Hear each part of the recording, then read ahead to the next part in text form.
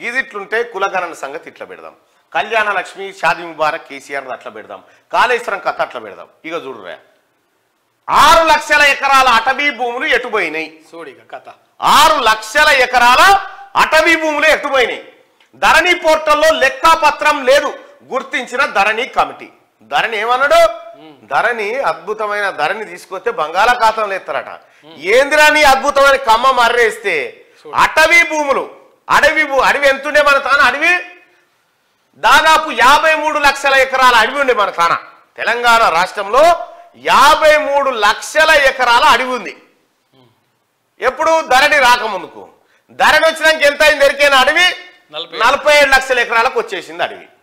ఈ 6 లక్షల ఎకరాలు ఎటుపోయినాయి? ఈ 6 లక్షల ఎకరాల భూములు ఎక్కడ పోయినాయి? ధరణి తెచ్చిన తర్వాత కొట్టేసిర్రు ఈ భూములన్నీ. నర్సాపూర్ అడవిలోనే కొన్ని వేల ఎకరాలు హరీష్ రావు చేతుల్లోకి పోయింది. అడవినే అక్కడ ఎలక్షన్ జరుగుతుంటే ఇక్కడ ఈ కథగా పెట్టిండు ఆయన. ఓవైపు కేసీఆర్ అడవులు పెంచాలి, కోతులు వాపసు, అడవులు పెంచలే, ఖతం చేసిరు అడవులను. అది ధరణి తీసుకొచ్చింది దేనికోసం అంటే కంప్లీట్ గా మీకు ఒక కబ్జా పెట్టి రిజిస్ట్రేషన్ చేసుకున్నారు. అవి దొంగ రిజిస్ట్రేషన్. ఈ ధరణి కథ ఏందో చెప్తా. ధరణి రాకముందుకు ధరణి అంటే ఏంటంటే భూమి అన్నట్టు. ధరణి అంతే. అవని అన్న ధరణి, ధరిత్రి, ధరిత్రి అని భూమి అన్నట్టు దాని పర్యాయ పదాలు. రైట్గా ఇక్కడ ధరణిని తీసుకొచ్చి ఏం చేసి, అంతకుముందుకు ఏం జరిగింది? కేసీఆర్ కంటే ముందు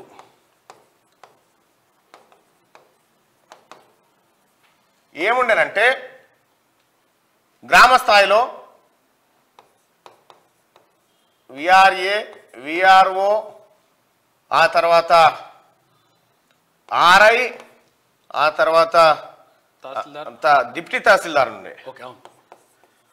డిప్యూటీ తహసీల్దార్ లేకపోతే తర్వాత తహసీల్దార్, ఆ తర్వాత ఆర్డీఓ, ఆ తర్వాత జేసీ, ఆ తర్వాత కలెక్టరేట్, ఆ తర్వాత సిసిఎల్ఏ.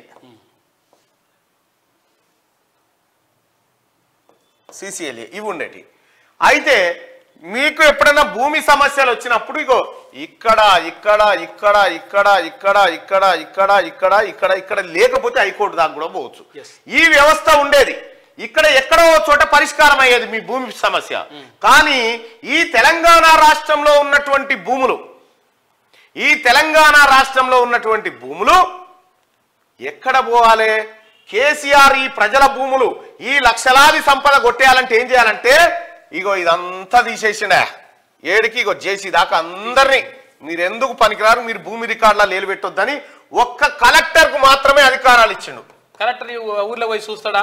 కలెక్టర్ కు అధికారాలు ఇచ్చి ఏం చేసిండు? ఈ ధరణి తాళం చేయి కలెక్టర్ చేతికి ఇచ్చి ఏ భూమి ఎవరికి మార్చాలి, ఏ భూమి ఎక్కడ పెట్టాలి అని చెప్పడం కోసం ఈ కలెక్టర్ దగ్గర తాళం చేయిస్తే ఈ కలెక్టర్ కాడ ఎవరిని పెట్టిండు? మళ్ళా ఈ బిహారీ ముఠా ఏదైతే ఉందో ఈ ముఠా దాని కింద ఉన్నటువంటి కొంతమంది చెంచాగాళ్లతోటి ఈ కలెక్టర్ వ్యవస్థను ఏర్పాటు చేసి ఇక్కడ ఉన్నటువంటి అమయ్ కుమారు, నవీన్ మిట్టల్ ఇట్లా చాలా మంది ఏం చేసిరంటే ఈ కలెక్టర్లు అంతా కలిసి కేసీఆర్, కేటీఆర్ ఇవ్వని చెప్తే వారి తాళం తీయాలి, అందులో ఈయన భూమి వానికి చేయాలి, వాని భూమి వీనికి చేయాలి. ఇగో ఇట్లా మొత్తం లక్షలాది ఎకరాల సంపద కొట్టేసిర్రు. ఇగో ఈ ధరణి చేయంగానే మొత్తం 54 లక్షల ఎకరాల అటవీ భూమి 47 లక్షల ఎకరాలకు వచ్చింది. 53 లక్షల ఎకరాల అటవీ భూమి 47 లక్షల ఎకరాలకు వచ్చింది.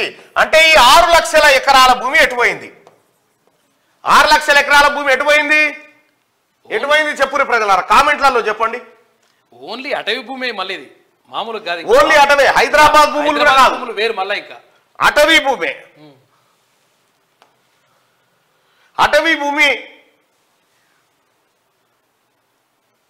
రేవంత్ పాలనలో కూడా త్వరలో అనే పదం పదే వింటున్నాం అంటున్నారు. మీకు అరిగ్గా ఒడ్లుగానే వీడియో అన్నట బేట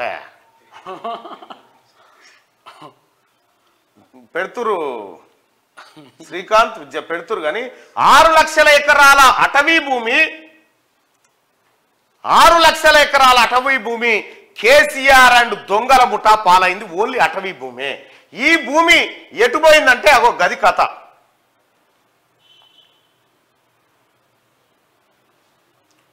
పెండలపూర్ గట కేసీఆర్ ఆయన అంటున్నారు ఈ 6 లక్షల ఎకరాల అటవీ భూమిని కేసీఆర్ కుటుంబం ఈ దొంగల ముఠ అప్పనంగా కొట్టేసింది. రాష్ట్రంలో దాదాపు 6 లక్షల ఎకరాల ఫారెస్ట్ ల్యాండ్ ధరణి పోర్టల్లో కనిపించడం లేదని ధరణి కమిటీ గుర్తించింది. ఈ భూములన్నీ ఎటు మారాయో ఎవరి పేర్ల మీద ఉన్నాయో తేల్చేందుకు సిద్ధమైంది. దీనిపై రాష్ట్ర ప్రభుత్వానికి త్వరలోనే సిఫార్సులు చేయనుంది. ధరణి పోర్టల్లోని సమస్యలు పోర్టల్ రీకన్స్ట్రక్షన్ పై సిసిఎల్ఏ కన్వీనర్ నవీన్ మిట్టల్ ఆధ్వర్యంలో ఏర్పాటైన ధరణి కమిటీ శనివారం సెక్రటేరియట్ లో ఫారెస్ట్ అగ్రికల్చర్ అధికారులతో సమావేశమైంది. ఈ సందర్భంగా ఫారెస్ట్ ల్యాండ్స్ పై విస్తృతంగా చర్చించింది. ఫారెస్ట్ యాక్ట్ లో సెక్షన్ 15 ప్రకారం రాష్ట్రంలో అటవీ భూములు 53 లక్షల ఎకరాలుగా ఉన్నది. కేసీఆర్ కు తెలంగాణ రాష్ట్రాన్ని అప్పచెప్పేటప్పుడు 53 లక్షల ఎకరాల అడవి ఉండే.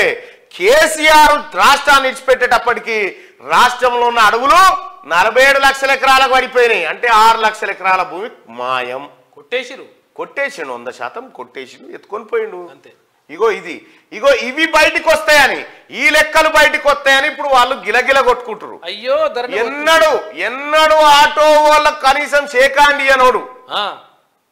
ఆటో డ్రైవర్ అన్న హలో ఇస్తేనే కడ్షిప్ తోని చేయి దూడ్చుకునే కేటీ రామారావు నిన్న ఆటో ఎక్కి ఇక నన్ను చూడు నా అందం చూడు అన్నట్టుగా ఆటో వాళ్ళ జీవితాలను నాశనం చేసిందే కేటీ రామారావు. మొత్తం వాళ్ళ జీవితాలతో ఆడుకున్నావు. వాళ్లకు ఈడంగిచ్చి ఆడంగా గుంజుకొని పోయిండు.